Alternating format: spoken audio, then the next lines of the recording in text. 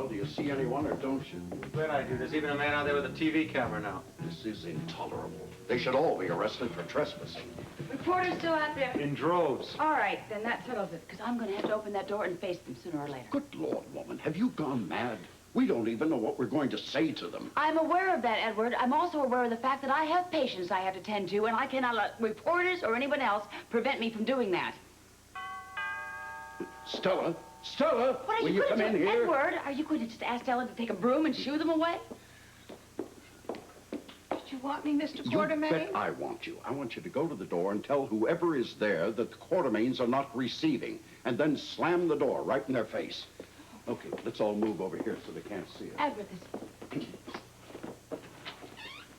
Oh, I'm sorry. The Quartermaines are not receiving. Then tell them something for me, will you? They're going to have to discuss Susan's murder sometime, so they might as well face it now. The woman has a point, Edward. Point? What point? Exactly what she says. We have to face it, and we better face it right now. Well, I'm sorry to keep you ladies waiting. Well, darling, you will be even more sorry when you find out that we have decided on the most expensive items on the menu. Oh. And, of course, you're picking up the check. Of course. Excuse me, Miss Hill. Yes. There's a long-distance call for you. The gentleman said he's your agent. Thank you. Oh, isn't this exciting? I bet Mickey has another commercial for me. Well? Maybe this time something glamorous with diamonds. Maybe. Yes. A real long sable coat. My appointment book. I forgot my appointment book almost. Great day in the morning. I have Got it. everything. Wait, take your phone call. We'll do this. I'll be back with some marvelous news in a moment. She never changed. No, and I'm glad. I wouldn't have her any other way. You know what? Neither would I.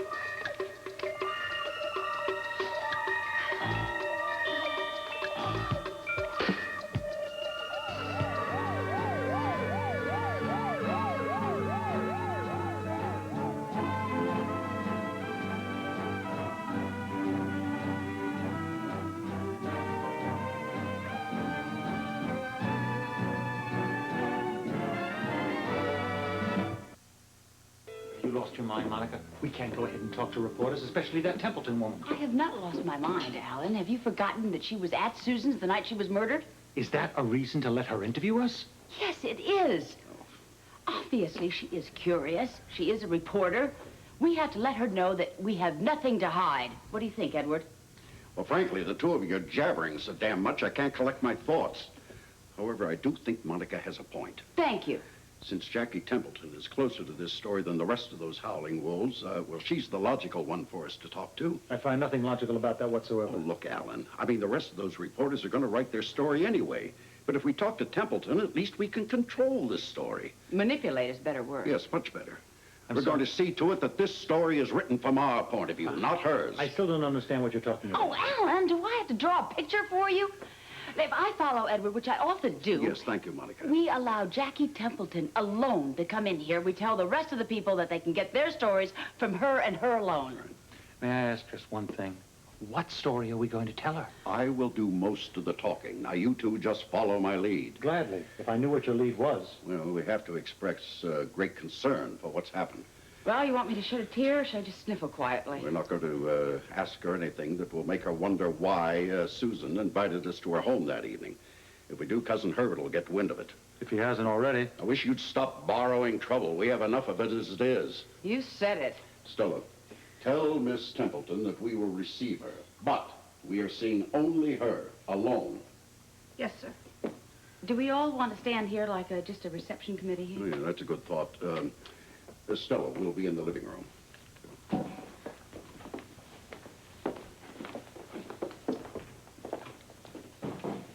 All right, now, let's try to be casual. Concerned, but not disturbed. Alan doesn't look casual. What do you want me to do, curl up on the floor? Pardon me, Miss Templeton is here. Oh, please come in, my dear. Won't you sit down? Thank you. First of all, I would like to tell you why we are talking to you only. By all means. Well, we feel like we know you. I mean, after all, your sister did work for us, and we're convinced that you will be honest and forthright. And you won't turn this tragedy into a sideshow. I appreciate your confidence. I hope you can also appreciate why we've been so secluded since this terrible tragedy. Why? Why? Why? Because it's been a shock, my dear. It's a great strain on all of us. Yes, and once again, that's why we chose you. I mean, surely you don't want to, well, turn the situation into anything that would be sensationalized. We certainly don't need that. I mean, after all, we have suffered enough scandal and notoriety, especially the late Mrs. Baldwin. She suffered, all right. She was murdered. Miss Templeton, we all know that it was a terrible tragedy. The only thing that we could all wish for is that you will write about it with taste and with discretion. And, as Monica said, with no sensationalism. Well, then, if you have a question. Yes, I have several. Well, we're at your disposal. Thank you. Alan, What? do you think your ex-mistress was murdered by her new husband? I'm, sorry I'm going to have to eat and run, but this Scotty business is keeping me jumping. Anything new? Well, nothing I haven't already told you. I have interviews about him all afternoon. And you love it.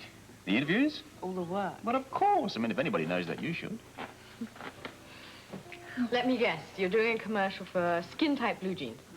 You know, I would look marvelous in skin-tight blue jeans. No, unfortunately, Mickey called about the last commercial I did.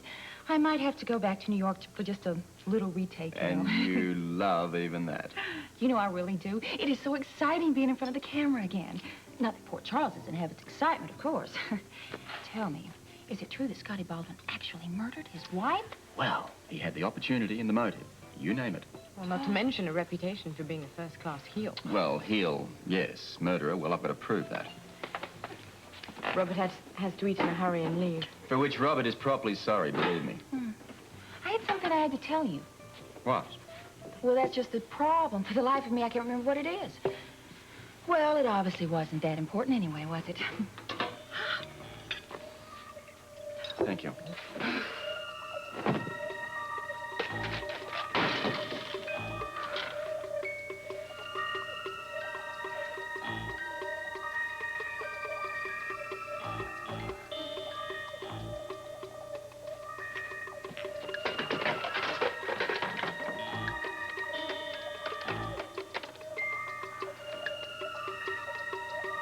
Yes, hello. I need to speak to a prisoner in the jail. Yes, that's right, the county jail. Hello? Yeah, I need to speak to a prisoner named Baldwin, Scotty Baldwin. It's urgent. I have to talk to him as soon as possible.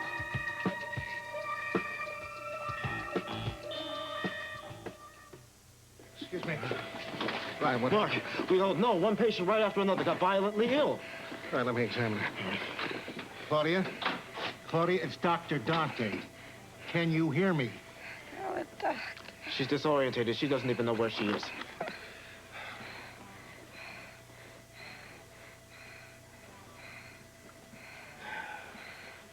Her pupils have dilated. She's probably got a temperature.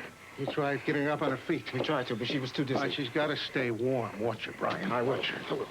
Leslie, Mark, oh, thank goodness. Claudia's close to shock. I We have know. some more blankets. Yeah, but you're going to get the other blankets? I'll get them. Oh, I saw the ambulance man. You got more coming? We just had one leave, and I've got another one coming, and I think she has got to go immediately. Right to ER. Yes. Has Rick seen her?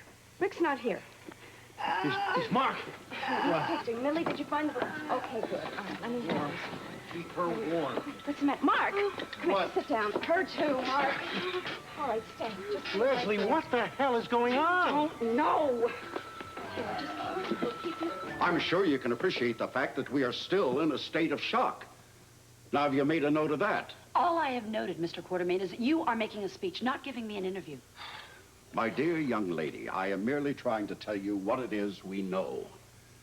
Now, we went to Susan's home at her request, and naturally we... And of course, we can only believe the police when they have evidence proving Scotty Baldwin murdered that poor woman, end quote. Look, you see, Mr. Quartermaine, I can write your speech for you. You know, we are trying to cooperate. Then level with me. Look, I got the message from Susan herself, remember? What message? That she had some very hot information about you people. So why don't you just tell me what it is? I have no such information. Neither do I. Nor I. Great. Then how did the entire Quartermaine family just happen to turn up there? We just explained it to You you. didn't explain anything to me. Did Scotty Baldwin know what Susan had on you? Is that why he killed her? Look, Miss Templeton, we're never going to know that. For whatever it's worth, what I think is that Susan called us over there because she wanted to discuss Jason. Now, Jason, as you do know, I'm sure, is a Quartermaine, and there's an awful lot of Quartermaine money involved with the child. Alan, why don't you offer our guest a drink? Thank you, no. So you went to Susan's to discuss money? Now, just a moment. Alan didn't mean it quite that way. We just assumed that that was why she summoned us. Of course, now we're never going to know what her real reason was. My father is right. We will never know. That's incredible. You people go barreling over to Susan's house on the night she was murdered, and you're trying to tell me you went over there without even knowing why? What more can we say? Plenty. But it's obviously you have no intention of We doing have so. given you a full accounting. You've given me nothing for the moment. But I will write what you've said. The truth, I hope. That remains to be seen. And it's only fair to tell you that I am not convinced, and I don't think anyone else will be either. The facts are going to come out. And when they do, I hope you have a much better story. Stella. Oh, this way, please. Thank you.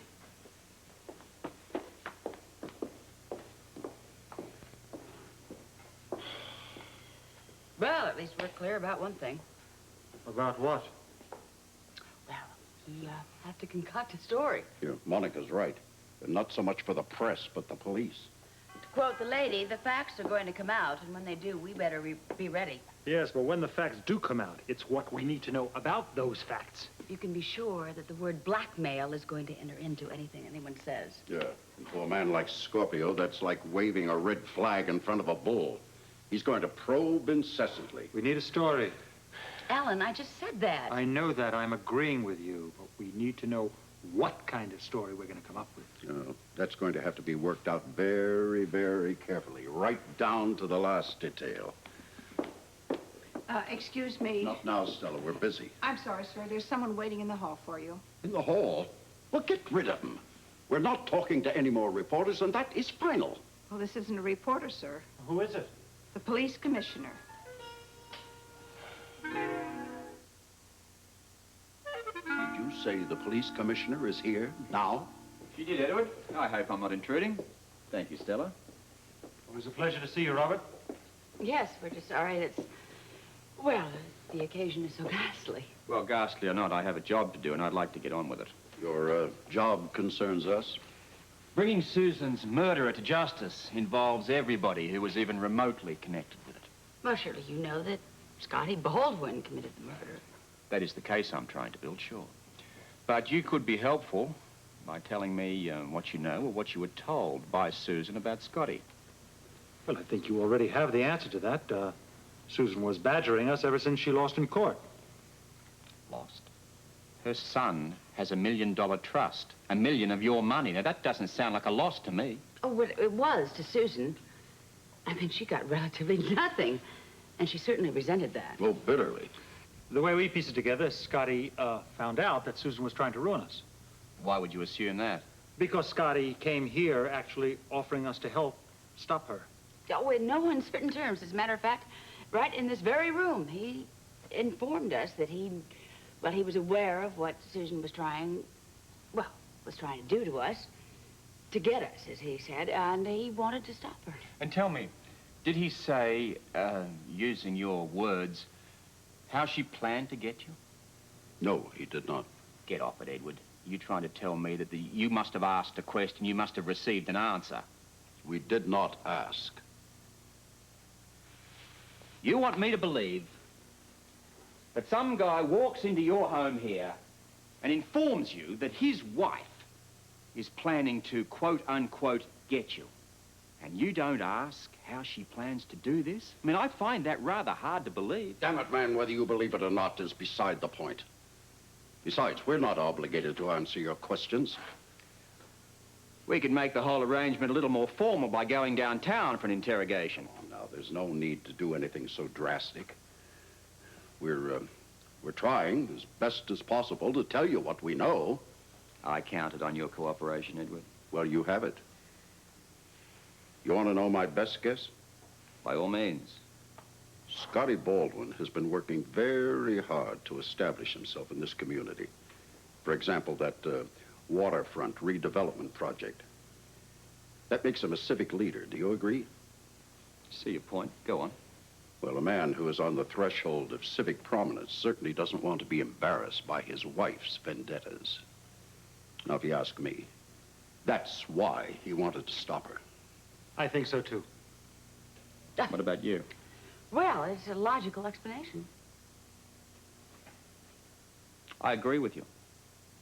In fact, I'd almost come to the same conclusion myself. Thank you for reinforcing some of my opinions, Edward. As I told you, we just wanted to be helpful. Oh, you are, all of you. Very. Thank you. Well, I must say that's a relief. What is? Pardon? What's a relief?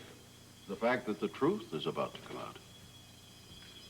I'm worried about that heavy breathing. Make sure she keeps covered. Take her to ER immediately. Do you have oxygen on board? Yes, Doctor. All right, I'll come with you and I'll administer it. Mark, I'd like to come too. Yeah, of course. Leslie? Yes, Mark. Anybody else to go? No, these three are going by car to the hospital. All right. You go ahead. I'm right here, honey. I'm right here. Just lie down. It's all right. No, if you want to lie down, that'll be okay. If you want to lie down, you'll be able to. Okay? Your daughter's coming in a couple of minutes. I just saw Brian and Mark getting into the back of an ambulance. What's that? I don't know. We've had people dropping like flies around here today. Oh, well, who was in the ambulance? The last one was Claudia, and hers was one of the most severe attacks. Attacks of what? I don't know. Same symptoms? Yes, dizziness, labored breathing, elevated temperature, disoriented, varying degrees, but all the same symptoms, yeah. How about this fellow? He's a problem. These three are supposed to go to the hospital in a car. He won't go. He says he's feeling better. Maybe you could... Not feeling. Uh-huh. Well, I won't impose on you much longer, but I'd like to discuss the gun, specifically your gun. We keep it in the desk drawer in the den. Not in open sight? In the drawer. Right, well, when was the last time you recall seeing it? I can obviate that question if I may. Go ahead. We haven't seen the gun since Scotty visited Mrs. Quartermaine. Alan, is that your recollection? Definitely. I'll save you the trouble. It's mine, too. Right, you said the gun was kept in a drawer. Now, if that drawer was open, is the gun in plain sight? Oh, yes, definitely. Handy at all times. Thank you. It tells me a lot. Well, you've all been very helpful. As a matter of fact, I won't bother you any further at this particular stage, but I may need to ask you more questions later on. We're at your service, Robert. Yes, I knew I could count on the Quartermaines. Please, don't bother. I'll find my own way out.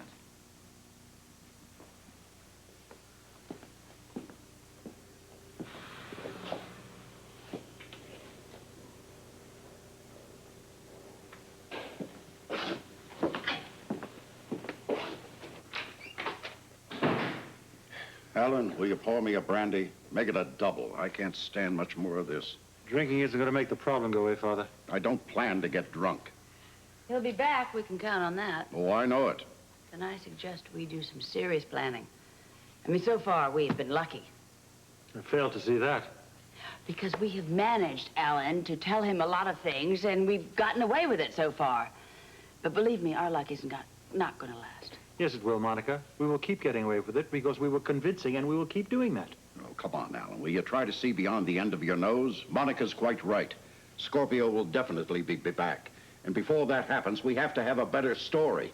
I don't think he will be back. I think he was perfectly satisfied. Oh, for heaven's sakes, darling, because any minute he is going to blurt out, someone is going to blurt out the word blackmail. Yes, and when that happens, Cousin Herbert is going to learn the truth. And when he does, ho, ho, Lord help us all.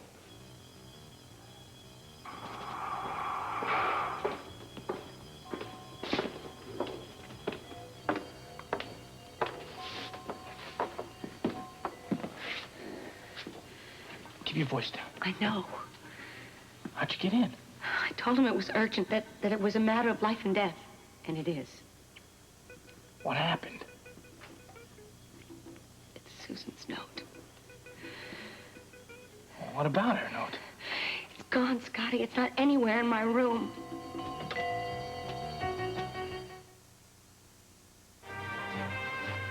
General Hospital will continue in a moment.